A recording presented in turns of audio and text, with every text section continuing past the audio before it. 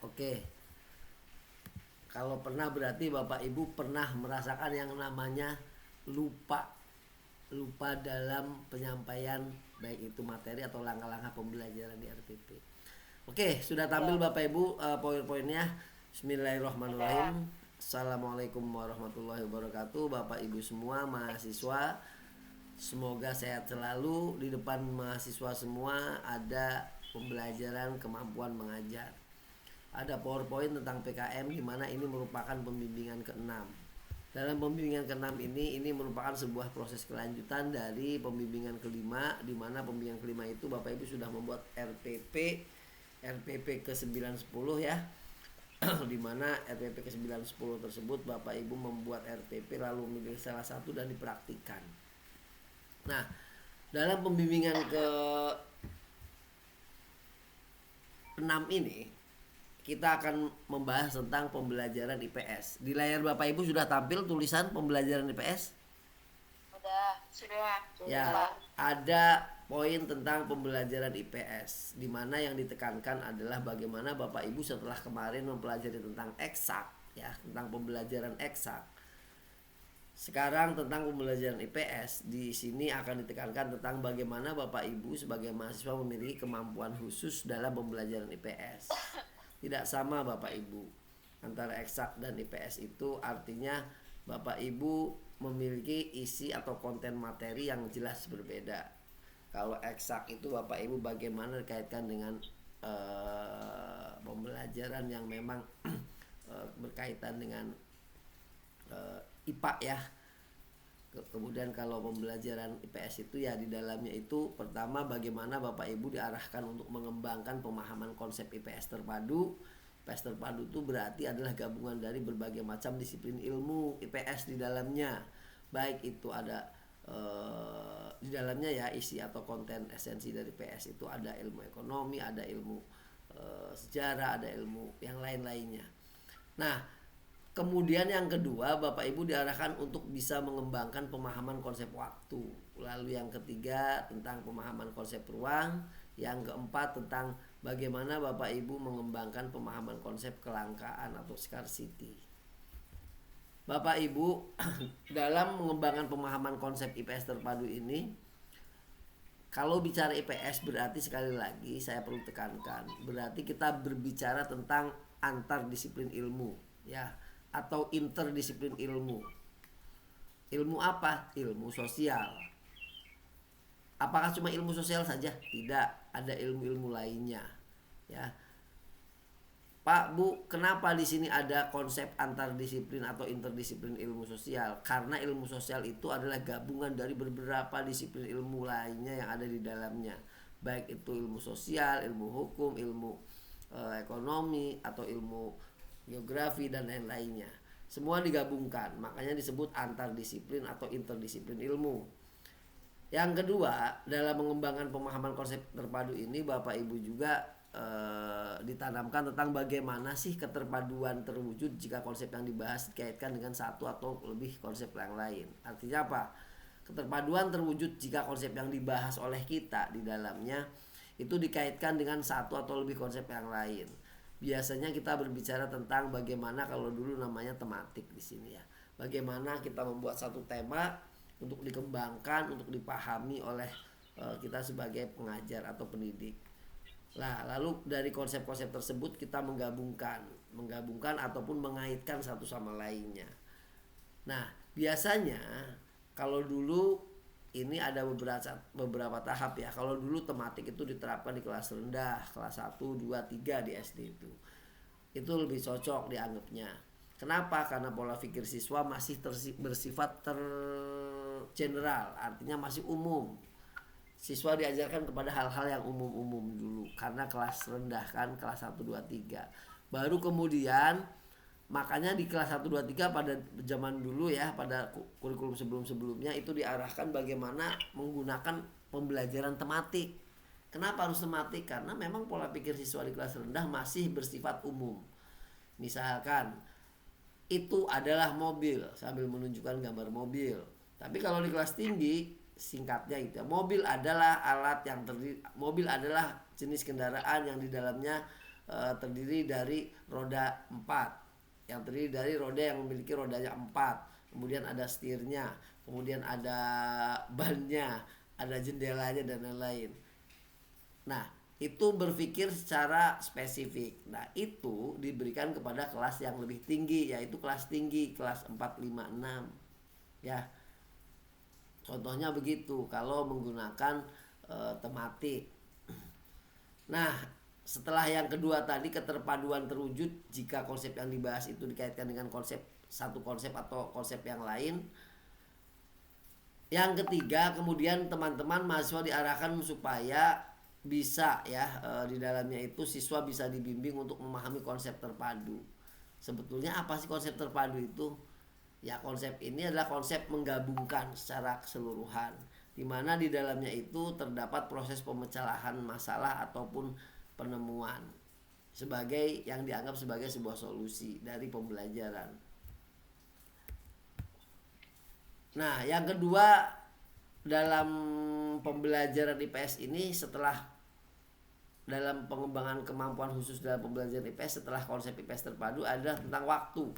Bagaimana mengembangkan pemahaman konsep waktu. Pak, Bu, mengembangkan pemahaman nilai-nilai masa lalu yang di dalamnya itu bisa diterapkan untuk masa kini dan masa yang akan datang, itu bisa diajarkan ya. Artinya bisa ditanamkan. Bagaimana kita menanamkan konsep waktu ini kepada siswa didik kita. Ya.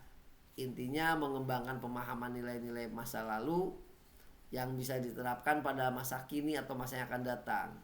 Bagaimana memahaminya ya? Di sini dituntut kecerdasan atau pemahaman dari Bapak Ibu sebagai guru kelas, sebagai guru di sekolah dasar. Yang keempat ya, yang keempat itu konsep setelah tadi. Yang ketiga konsep ruang. Konsep ruang. Konsep ruang ini di dalamnya mencakup konsep jarak, wilayah, region, teritorial, ruang angkasa, dan dinamika keruangan. Itulah pemahaman konsep ruang maksudnya. Artinya bagaimana siswa diarahkan untuk memahami tentang lokasi, tentang jarak, tentang wilayah, tentang region, ya, wilayah, region, ruang angkasa, bahkan ya teritorial. Siswa diarahkan untuk memahami itu dan bagaimana dinamika ruangan yang ada di dalamnya. Yang kedua, bagaimana dalam pemahaman konsep ruang ini siswa diarahkan untuk bisa dibimbing ya. Jadi kita diarahkan untuk membimbing siswa agar memahami konsep dengan menggunakan peta atau data yang ada melalui diskusi. Dengan diskusi, teman-teman diarahkan untuk memberikan pemahaman kepada siswa-siswinya supaya mereka memahami konsep dan penggunaan peta atau data yang bisa dilakukan juga melalui diskusi tersebut. Nah, pengembangan pemahaman konsep kelangkaan yang keberapa tadi, yang keempat ya. Pengembangan pemahaman konsep kelangkaan atau scarcity ini di dalamnya membimbing siswa memanfaatkan fakta dan data untuk memahami konsep melalui diskusi. Jadi sangat penting Bapak Ibu tuh metode diskusi di dalamnya bisa diterapkan ya. Jadi mentang-mentang banyak metode sekarang, metode diskusi ceramah tidak diterapkan, tidak juga, karena yang tahu adalah guru. Bagaimana yang lebih efektif bisa diterapkan kepada siswa sendiri kita. Itu. Kemudian selanjutnya kemampuan khusus dalam pembelajaran PKN. Nah, tadi kan Bapak Ibu diajarkan tentang kemampuan khusus dalam pembelajaran IPS. Sekarang kita ke PKN Bapak Ibu. Apa saja yang perlu ditanamkan oleh Bapak Ibu, yang perlu dikuasai oleh Bapak Ibu? 1. Penguasaan konsep nilai moral dan norma Pancasila. Kedua, membangkitkan kesadaran tentang nilai dan moral Pancasila serta kewarganegaraan. Yang ketiga, Bapak Ibu diarahkan supaya bisa membangkitkan kepekaan nurani siswa, rasa percaya diri mereka, empati mereka, cinta, kebaikan, kontrol diri, dan rasa ingin tahu diri. Rasa ingin tahu inilah yang perlu ditanamkan kepada anak. Kenapa sih itu perlu? Buat mental mereka Bapak Ibu. Jadi guru itu punya tugas yang sangat berat, yaitu mendidik. Mendidik ini tidak seperti halnya mengajar Bapak Ibu. Kalau mengajar mah Bapak Ibu tinggal ambil materi kemudian sampaikan, beres. Ya, artinya apa? Ada transferring ilmu, tapi bukan cuma transferring ilmu. Transferring ilmu ini diiringi dengan proses yang namanya apa? bagaimana penanaman sikapnya atau apa namanya penilaian kognitif, tentang kognitif ya. Kedua tentang apa? Tentang kecerdasan ataupun ilmu pengetahuan atau setelah pertama afektif, rasa ya, perasaan tadi harus baik dan lain-lain. Kemudian yang kedua tentang pengetahuan kognitif. Apa itu pengetahuan kognitif? Itu teorinya gitu ya, teoritisnya lah gitu, terapkan itu. Lalu kemudian terakhir apa? Psikomotor, penerapan, implementasi. Bagaimana implementasinya di lapangan? Nah, itu Bapak Ibu. Bapak Ibu juga sebagai guru dalam pembelajaran PKN itu juga kan harus bisa membangkitkan kesadaran tentang nilai dan moral Pancasila serta kewarganegaraan. Pak Bu harus tahu loh, sekarang namanya pendidikan Pancasila ya. Kalau di mata pelajaran itu namanya disebutnya pendidikan Pancasila. Kalau di sekolah bukan lagi PPKN. Secara nomenklatur begitu, kita sudah berubah ya, pendidikan Pancasila. Membangkitkan kesadaran tentang nilai dan moral ini menjadi suatu hal yang sangat penting. Kenapa? Karena ini nilai efektif Bapak Ibu. Kalau cuma nilai-nilai rapot itu bisa dicapai berapapun, bisa diberikan berapapun. Tapi kalau urusan dengan afektif, sikap, adab, akhlak dan lain-lain, ini jauh lebih penting Bapak Ibu. Bapak Ibu mungkin sering mendengar adab itu lebih penting daripada ilmu. Karena orang yang berilmu belum tentu beradab. Tapi kalau orang yang beradab sudah pasti dia esensinya adalah sebuah ilmu. Itu ya. Bangunkan juga mereka tentang kepekaan nurani masing-masing. Berikan praktik. Jadilah Bapak Ibu sebagai tauladan. Makanya harus mampu yang namanya habituation. Memberikan keteladanan, habituation kepada anak. Kan saya pernah sampaikan, jangan sampai Bapak Ibu walaupun perokok menampilkan ke depan anak-anak itu sebagai orang yang merokok. Untuk laki-laki nih, odor ini jangan ya. Kalau merokok cari tempat yang memang tidak bisa terlihat oleh mereka. Kenapa? Karena anak Pak Bu, kalau melihat murid, kalau melihat gurunya kencing berdiri, anak pasti kencingnya berlari. Makanya apa yang paling cepat diserap oleh siswa kita yaitu model atau metode pembelajaran bernama keteladanan atau apa? Keteladanan, habituation. Itu yang paling penting, keteladanan. Karena anak mau melihat dan bisa mencontoh kalau kita mencontohkan. Kemudian selain membangkitkan kepekaan nurani, mereka juga ditanamkan percaya diri. Pak Bu, Bapak Ibu harus percaya diri mengajar. Kenapa? Karena ibu jadi panutan buat anak-anak di kelas. Kalau Bapak Ibunya lembek ya, tidak bergairah, tidak bersemangat, ya siswa juga malas Bu, semakin malas. Tanamkan juga empati, bagaimana rasa peduli terhadap kondisi orang lain. Kemudian cinta kebaikan, udah pasti ya. Kontrol diri dan rasa ingin tahu diri, rasa tahu diri ya. Itu adalah kemampuan khusus dalam pembelajaran PKN. Kemudian menguasai dalam pembelajaran PKN, kita juga dituntut harus menguasai konsep nilai, moral dan norma Pancasila. Kenapa sih nilai? Nilai itu endingnya adalah baik dan buruk Bapak Ibu. Kalau moral apa? Moral itu bisa diketahui atau bisa dinilai jika suatu perbuatannya sudah dilakukan. Ini beda Bapak Ibu ya. Nilai itu apa? Nilai itu acuan baik dan benar. Kalau moral itu apa? Moral itu adalah hasil dari perbuatan yang sudah dilakukan. Kalau baik dia moralnya baik, kalau buruk dia moralnya buruk. Misal Ibu Endeh lewat di depan orang banyak, lewat gang-gang RT, biasalah emak-emak kan banyak tuh di pinggir-pinggir jalan lagi ngerubungin tukang sayur tuh yang jadi rebutan emak-emak nih. Kan banyak kan tuh Bu Endeh lewat tiba-tiba. Bu Endeh tanpa apa-apa, tanpa bicara, tanpa apa, lewat saja, nggak permisi, nggak punten, nggak ikut lewat, nggak numpang lewat, bablas aja. Bu Endeh itu bisa dinilai moralnya bagaimana. Kenapa? Karena Bu Endeh sudah melakukan. Dalam hal itu Bu Endeh moralnya kurang baik. Kenapa? Karena tidak menghargai orang lain. Lewat depan orang banyak, nggak ngomong punten, nggak ngomong permisi, nggak apa. Itulah yang disebut moralnya kurang baik ya. Jadi moral itu bisa dinilai jika perbuatannya sudah dilakukan Bapak Ibu. Beda dengan etika. Etika acuan untuk melakukan suatu perbuatan, itu etika. acuannya etika. Moral hasil dari implementasi sikap dan perilaku.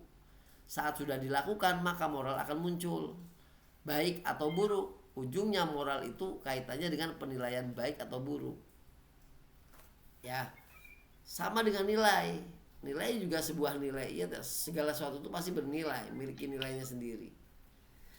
Itu ya, menguasai konsep nilai moral dan norma. Nilai itu acuan gitu. Acuan apa? Acuan untuk berbuat baik atau tidak gitu. Apakah sesuatu itu benar atau salah. Kalau moral adalah hasil dari perbuatan yang kemudian ditampilkan atau ditampilkan ya, dari hasil sebuah perbuatan lalu kemudian dinilai moralnya baik atau buruk. Jadi moral itu adalah hasil dari perbuatan kita, itu disebut moral. Yang ketiga, tuntunan moral yang berkaitan dengan nilai-nilai Pancasila. Ya, tuntutan moral jelas ya, kita sudah pelajari tiap waktu. Kemudian yang selanjutnya adalah membangkitkan kesadaran tentang nilai dan moral Pancasila dan kewarganegaraan. Di sini Bapak Ibu bisa mengembangkan kepekaan, kepedulian, tanggung jawab terhadap nilai dan norma Pancasila serta kewarganegaraan. Itu ya.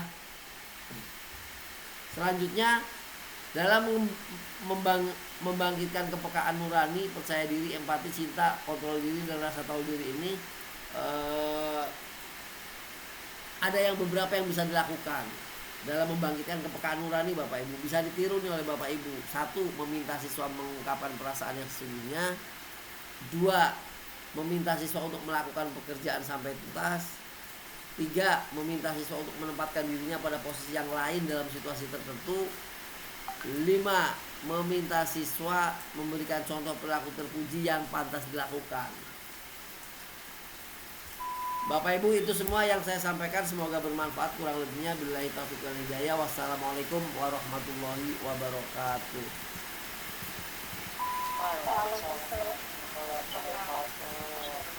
Bapak Ibu silahkan ya, itu sudah beres. Kalau ada pertanyaan nanti saja di teman-teman yang presentasi ya. Ada pertanyaan atau enggak dari yang saya sudah paparkan? Tidak ada. Kalau tidak ada nggak apa-apa, Bapak Ibu silakan langsung saja saya serahkan kepada teman-teman yang mau presentasi. Siapa dulu Bapak Ibu? Coba ditulis di chat, tolong urutannya. Raise hand aja, raise hand tuh, raise hand.